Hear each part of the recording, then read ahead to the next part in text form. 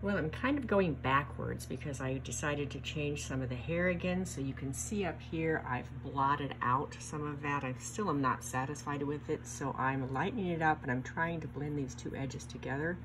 Unfortunately, the hair I had on there before is leaving a little bit of a shadow that does not want to disappear.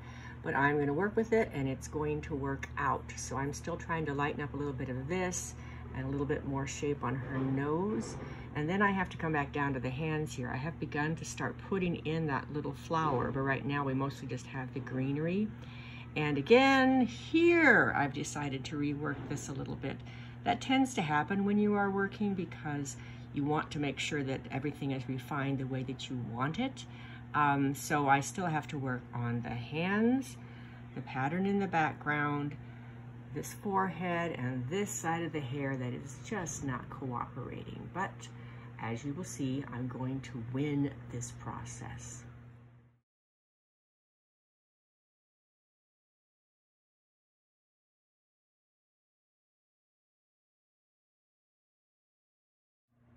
Not quite done yet. I'm still working on the hands. You can see that I've made quite a bit of progress, but the lower one on the right needs more work. I've got the little flowers in there and I'm just kind of hinting at what is there. You don't need to add a lot of detail because they're so tiny and so far away.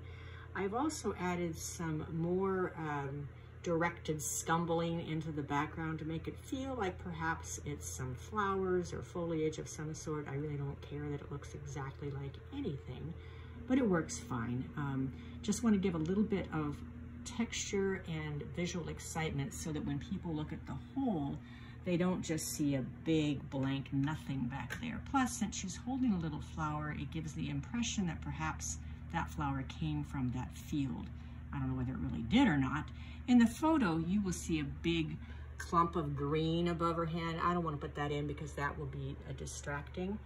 So as the artist, you don't have to choose exactly what is there because actually I've warmed up her face a little bit more than it is and I have completely changed the hair. I don't really care for what I've done with the top part of the hair, but because this will more than likely end up in a frame because I'm going to send it to the family, it doesn't matter so much. And once again, this wasn't a commissioned piece, so I don't have to worry quite as much about it as I would if it were commissioned.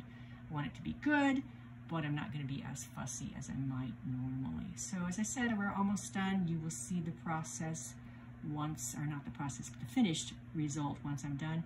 And on the very last video, I'm also going to remind you how you clean your paintbrushes because that's very, very important.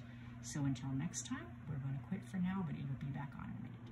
Today I was looking at the outfit and I noticed that I really had used the shading a little bit too blue, so I decided to add a tiny bit of red into it because when you look at the actual outfit, because it's pink, the shading is a little bit of a purpley red tone with a bit of hint of that deeper blue. So I'm adding some dry brush in that I'm later going to come with some Turpenoid and blend in a tiny little bit more.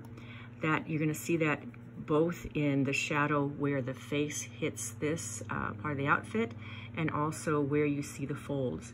One of my least favorite things to paint when I'm painting a person is the folds of the outfit because they get rather tedious and I really don't enjoy them, but you've got to put that in there because if I were not to add any shading, then it would look completely flat and it wouldn't give the feeling of soft cloth because when you are drawing somebody, if they are wearing a shirt or pants or anything else, they're going to have folds wherever that body bends, so you have to put them in there. Somebody, when they reviewed my last video, mentioned that my palette was messy, and you can see it kind of is now. If I weren't almost done, I actually would change the palette. But what you see in that underneath mess is actually dry paint, so I can still work on top of it because some of my original paints have stayed really nice. My reds and my oranges and my yellows are still wet. I've had to replace my whites more than once, and then I added a little bit of purple that I didn't have before and a little bit of turquoise.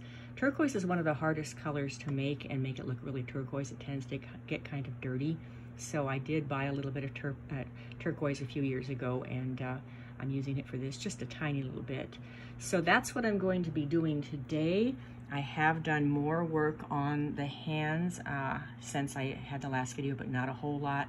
So I'm hoping in the next couple of days this project will be finished. But I might go back in and do a little bit of touch up on the face because I think there are a few things that could have a bit more contrast, and I'm still not happy with the hair, but we'll see how that goes. I'd mentioned blending with Turpenoid, which actually I did do at the beginning, but now I'm going to come back in with some of the lighter color and soften that edge. So I'm actually adding more paint. There's not a lot on my brush right now, but I will be adding more paint into that and blending in because I don't want the two things to feel too separated. The shadows of the folds aren't separate from the folds themselves, so they have to look like they're incorporated in. Another thing that I haven't mentioned yet is soft edges. Sometimes you want a completely defined edge like I have in the mouth here, but other times you don't. You want to soften that edge. You're going to see that on the edge of the clothing and on the edge of her hands because you want those to feel like they're incorporated into the entire piece. If you were to make this edge really hard right here, it's going to make her arm feel like it's cut out and it's going to feel separated. You also see that in the use of my hair. Hair is soft anyway, so a lot of these aren't really going to be defined. They're just there to give you the impression of hair. And I'm going to do that actually with the hands down here because that's, right now they're way too harsh. They feel too solid and kind of sharp, and you don't want them to feel sharp. So I'm making progress again today, but probably not going to get it done quite yet. We have maybe another day on it, as long as I don't go up here and start reworking the face, which I'm always tempted to do. A lot of you thought that perhaps I have gotten rid of all my scrub, and actually I haven't. The scrub is still showing in certain areas as it's coming through here. It also allowed the painting to have a warm look that I might not have been able to achieve as easily had I not done the scrub, because there are several places where that scrub is still showing through. Sometimes they have a little bit more paint on them, but it allowed me to get into the project much more quickly than I might have otherwise. I've taken the painting outside to show you what the colors actually look like, because inside the light makes them look kind of yellow. So this is actually what it looks like. I've put my messy palette next to the painting because I want to talk a little bit about color. I meant to say this when we were looking at the messy palette to begin with, but I forgot. When you are painting, you can't ask the question, what color is that? Because if you look at each individual thing, there isn't any one color that stays static through the entire painting. It changes from one color to another as you see the light affected, as you see the shadows affected, or even sometimes in the face, just the variation of colors within the face itself. So the better thing to ask is what colors make up that and how can I create those? Sometimes you do have to make colors that do not look very pretty, but they work perfectly. So you might say, oh, that's not a pretty color, I don't want to use that, but that's exactly what is needed. Also notice on my palette that I don't have large areas of any one color at all because I'm mixing little bits that I'm going to pull from to put onto my painting. So if I'm working with the hands, which are kind of a peachy, reddish, brownish color, I'm going to use all of these, but I'm also going to pull in my blues, which you can see here. I'm going to pull in some red, and I might even need to pull in a bit of violet because there are so many different colors.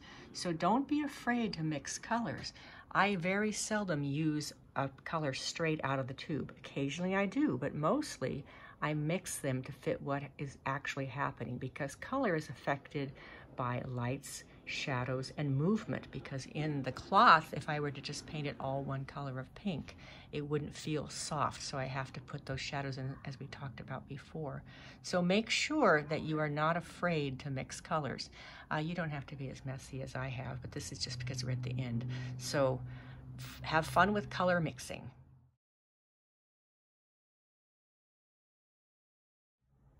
Well, for all intents and purposes, I am done. Could I still go back and work on things? Yes, of course.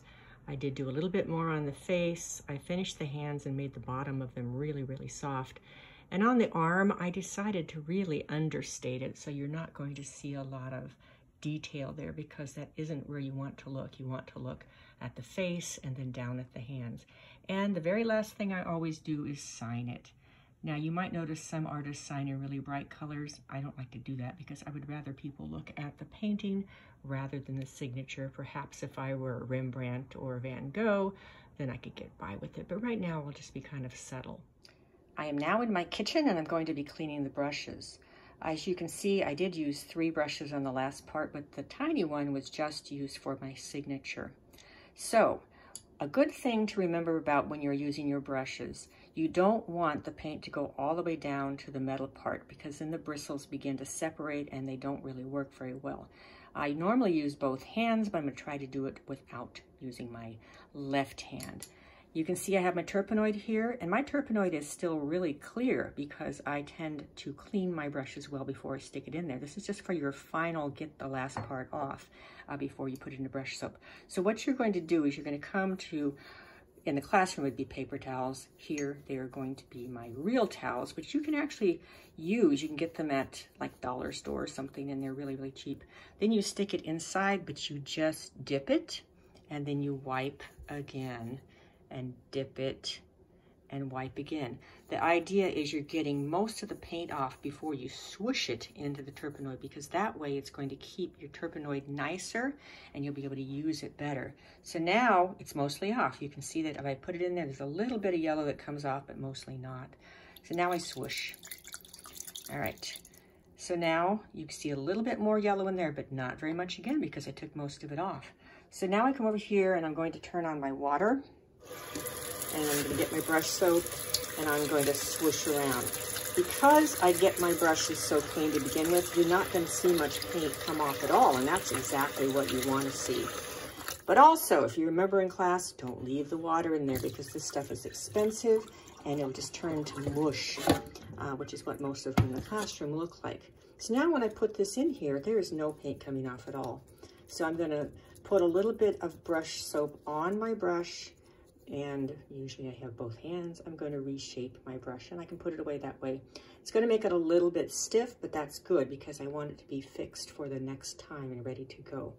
And then I'd be able to just put it back in my supply of brushes. So same thing here. I'm going to wipe off the paint as much as I can. This was blue, so you might see a little bit more color when I dip it in. Dip it, but don't swirl it around.